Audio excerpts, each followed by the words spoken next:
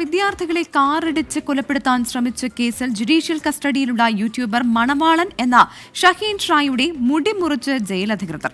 തൃശൂർ ജില്ലാ ജയിലിൽ അധികൃതരുടേതാണ് നടപടി. മുടി മുറിച്ചു മാറ്റിയതിന് പിന്നാലെ മാനസികാസ്വാസ്ഥ്യം അനുഭവപ്പെട്ട മുഹമ്മദ് ഷഹീൻ ഷായെ തൃശൂരിലെ മാനസികാരോഗ്യ കേന്ദ്രത്തിലേക്ക് മാറ്റുകയും ചെയ്തു.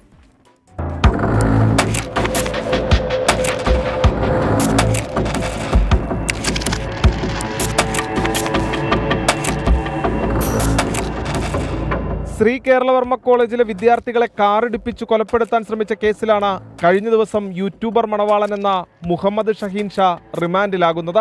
തുടർന്ന് ഇന്നലെ മണവാളന്റെ മുടി ജയിൽ അധികൃതർ മുറിച്ചു മാറ്റുകയായിരുന്നു.